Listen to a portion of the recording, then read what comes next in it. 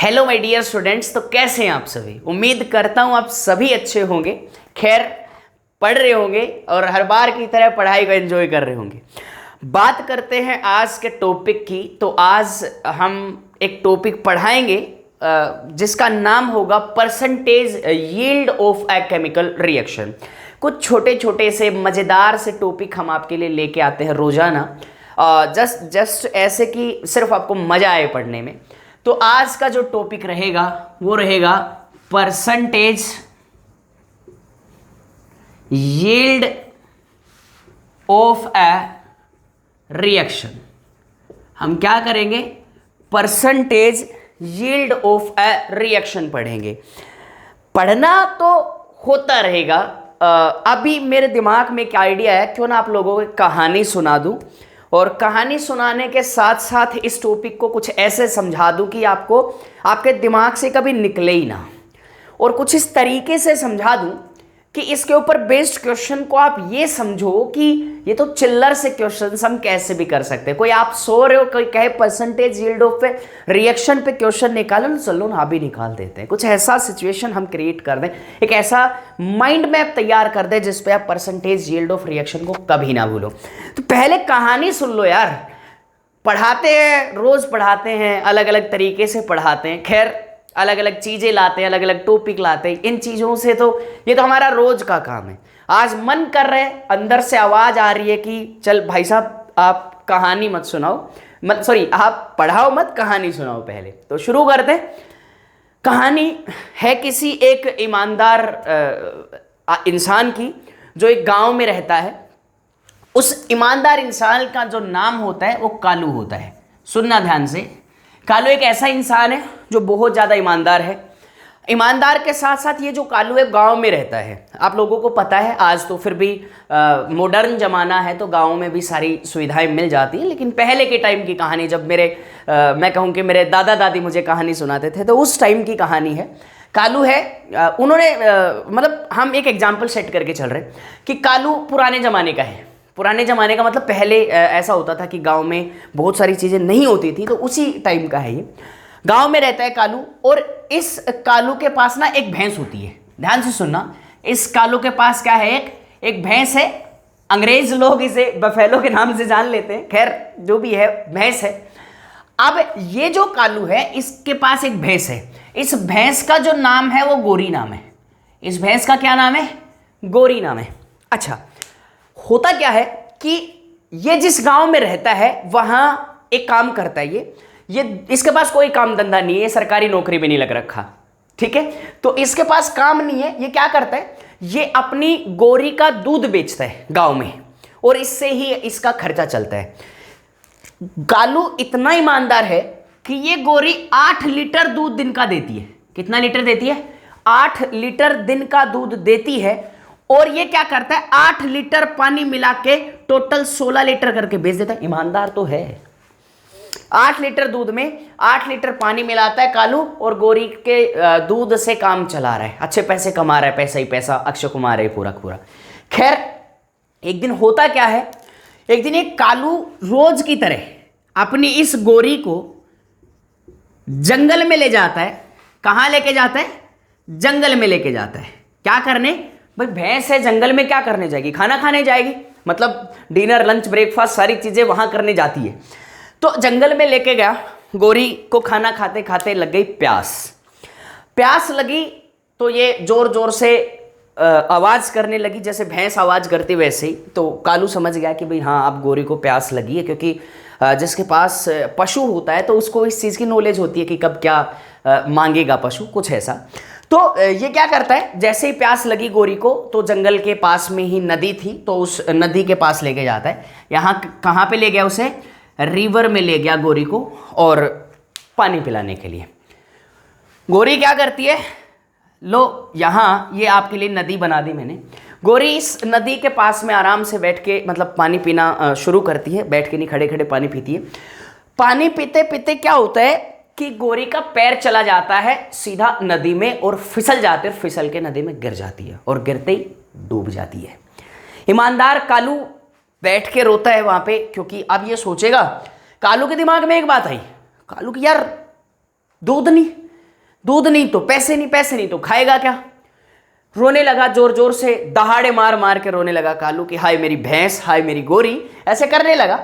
तो इतनी देर में मतलब सुबह से शाम हो गई, जब भी दोपहर से शाम हो गई, और ऐसा हुआ कि जल देवता गए। मतलब यहाँ से ये क्या हुआ कि यहाँ जल देवता निकल आए। ये जोर जोर से हंस रहे और हंसते हंसते कालू से बात करने की कोशिश कर रहे। खैर हमारी चित्रकारी पे मत जाना। जल देवता निकले और निकल कर कालू से पूछते हैं कि भाई साहब क्या हो गया आपके साथ, आप रो क्यों रहे हो। बोले मेरी गोरी अंदर चली गई पानी में, और मेरे पास तो खाने पीने का वो एक ही जुगाड़ था कि वहां से दूध निकालता मैं बेच देता, उससे काम चल रहा था। क्या हुआ।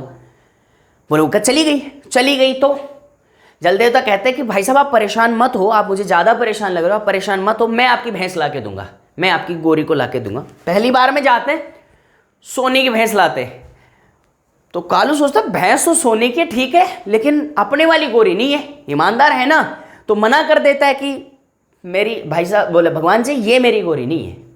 दूसरी बार जाते हैं तो प्लेटिनम की भैंस लाते हैं। किसकी। प्लेटिनम की भैंस निकाल के लाते हैं। प्लेटिनम की भैंस निकाल के लाए तो कालू बोला नहीं ये तो बिल्कुल नहीं है, ये तो बिल्कुल भी नहीं है, ऐसे चमकती थोड़ी है गोरी, मतलब भैंस ऐसे चमकती थोड़ी है, प्लेटिनम जैसे मतलब चमकता है वैसे थोड़ी चमक रही है, नहीं है ये अपनी गोरी नहीं है। तीसरी बार में जाते हैं और ओरिजिनल गोरी को उठा के लाते हैं। गोरी उठा के जैसे बाहर लाए, कालू ने गोरी को देखा, गोरी ने कालू को देखा। जैसे ही देखा दोनों आपस में मतलब इतने प्रसन्न हुए, गोरी आवाज लगाती हाय मेरा कालू। तो हुआ क्या कि जैसे ही निकलता है तो कालू खुश होकर कहता है कि हाँ ये मेरी वाली गोरी है। ईमानदारी से जल देवता प्रसन्न हुए, जैसे लकड़हारे से प्रसन्न हुए थे वैसे ही इससे भी प्रसन्न हो जाते हैं, कालू से भी। ऐसी बात नहीं, इसने कोई पाप नहीं किए, सावन में व्रत तो कालू ने भी करे ही होंगे। तो एक्चुअल में होता क्या है कि जल देवता खुश होकर कहते हैं कि कालू बात ऐसी है कि आपकी भैंस 8 लीटर दूध देती है, आज आप घर जाओ, आपकी भैंस आज से, ये जो गोरी है जल देवता कहते हैं आज से 25 लीटर दूध देगी। कितना नहीं, जल देवता करते चलो और ज्यादा, 30 लीटर दूध देगी। आशीर्वाद दिया कालू को कि जाओ आपकी गोरी आज से 30 लीटर दूध देगी। खुरापाती दिमाग है हरामखोर का, सोचता 30 लीटर दूध, 30 लीटर पानी, पैसा ही पैसा। मतलब 30 लीटर दूध तो गोरी देगी, 30 लीटर पानी और मिलाएंगे, मिलाकर अच्छे से बेचेंगे तो पैसा ही पैसा हो जाएगा। कालू ने तो पहले BMW लेने के सपने सोच लिए। ठीक है चलो, बोला ठीक है, प्रणाम करके और चला गया। चला कहाँ पे गया, आ गया घर पे। जैसे ये घर आता है शाम को दूध निकालने बैठता है। जब दूध निकालने बैठता है तो दूध निकलता है 25 लीटर। क्या करते हैं 25 लीटर। कालू टेंशन में, मतलब साला भगवान की मतलब ऐसी बात है, मतलब ऐसा नहीं है कि धोखा हमारे साथ भी। बोला 30 लीटर निकला 25 लीटर, ये धोखा ही तो है। बोले भगवान भी धोखा करते हैं। हे भगवान अनर्थ हो गए ये तो, आपने कहा, हमने सोचा कि हाँ 30 लीटर मिलेगा, 30 लीटर पानी मिलाऊंगा, नुकसान हो गया। भगवान भी धोखा करते हैं। अब समझते हैं percentage yield of the chemical reaction को, कि दिया कितना 25 लीटर, अच्छा मिलना कितना चाहिए था 30 लीटर, और मल्टीप्लाई कर दो 100 से, ये percentage yield of the chemical reaction आ जाएगा। मतलब एक रिएक्शन में कितना मिला या कितना बना, कितना मिलना था, कितना मिलना था, और मल्टीप्लाई कर दो 100 से, वो क्या कहलाता है, वो क्या कहलाता है percentage yield of a chemical reaction. आशा करता हूं समझ आ गया होगा, क्वेश्चन से समझेंगे और आसान लगेगा। कि ये तो कहता है एक्चुअल यील्ड 25% क्या है, एक इंग्लिश में अगर आप फॉर्मूला बनाओगे एक्चुअल यील्ड कि बना कितना, थ्योरेटिकल यील्ड दिख तो रहा है ना, नहीं दिख रहा यार, कोई नहीं नीचे बनाएंगे। Actual yield divided by theoretical yield multiplied by 100 क्या कहलाएगा percentage yield of the reaction. एक रिएक्शन में कितना अमाउंट हमें मिला, डिवाइड कर दो कितना मिलना चाहिए था, और मल्टीप्लाई कर दो 100 से, तो percentage yield of the chemical reaction आया है। एक क्वेश्चन देता हूं, एक बार इसे आप कॉपी कर लो, स्क्रीनशॉट ले लो, ताकि आपके दिमाग में यह चीज तैयार रहे कि सर ने कोई स्टोरी भी बताई थी।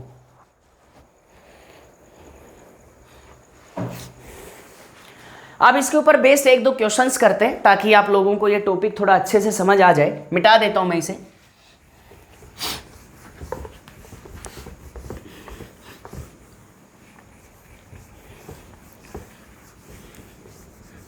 हाँ जी, ये अब शुरू करते हैं। जैसे मान लो कैल्शियम कार्बोनेट है CaCO3, जब आप इसे हीट करोगे तो यहां से बनता है कुछ ऐसा कि CaO कैल्शियम ऑक्साइड और कार्बन डाइऑक्साइड। आपसे ये कह दिया जाए कि अगर इसके 20 ग्राम को हीट करें तो ये कुछ हमें मिलता है, मैं मान लूं भाई ये कुछ 10 ग्राम मिलता है, ठीक है। तो percentage yield of the chemical reaction बताओ, या ये कह दे कि CO2 कितना बना, ये बताओ कितना बनना चाहिए था। परसेंटेज यील्ड बताना है। कैसे बताएंगे, सुनो, थोड़ा रिलेट करते हैं। मास में दे रखा है तो इसी में करके बताता हूं। क्या करना है, इसका जो मोलर मास होता है वो 100 ग्राम होता है। इसका मोलर मास कितना होता है, 100 ग्राम।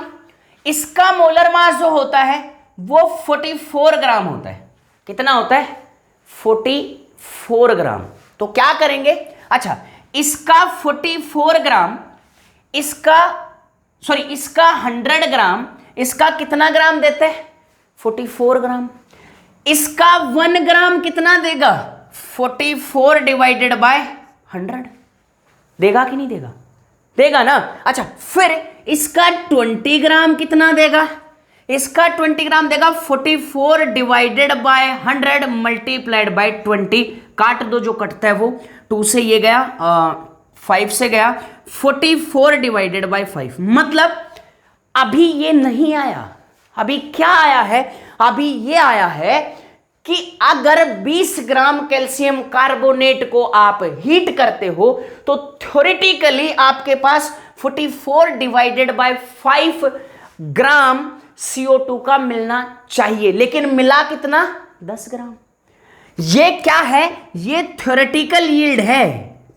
ये क्या है, थ्योरेटिकल यील्ड है, ठीक है। अच्छा ये क्या है, ये एक्चुअल यील्ड है। ये क्या है, एक्चुअल यील्ड है। तो परसेंटेज यील्ड कैसे निकालोगे, परसेंटेज यील्ड कितना बना, कितना बना, तो बना कितना बना कितना 10 ग्राम। बनना कितना चाहिए था, बनना चाहिए था 44 डिवाइडेड बाय 5। और परसेंटेज यील्ड निकालने के लिए क्या कर दो, 100 से मल्टीप्लाई कर दो। तो कैसे निकालोगे, सिंप्लीफाई करते हैं। 10 multiplied by 100 multiplied by 5 divided by 44, ये आएगी percentage yield of the chemical reaction. Note कर लो क्वेश्चन को, फिर आगे समझाते हैं।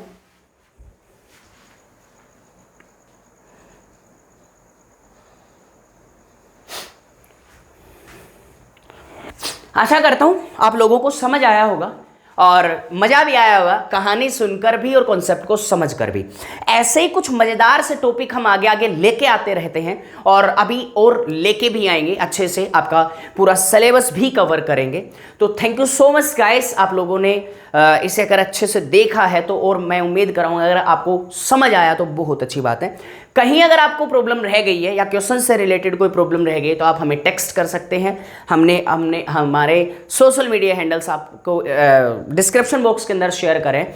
इसके अलावा आप कमेंट कर सकते हैं और पढ़ते रहिए, ऐसे ही आगे बढ़ते रहिए, सीखते रहिए। लगातार हर दिन कुछ नया आपके लिए लाते रहते हैं, तो ऐसे ही लाते रहेंगे, सिर्फ आप डेडिकेशन के साथ पढ़ते रहिए। तो thank you so much guys and good night.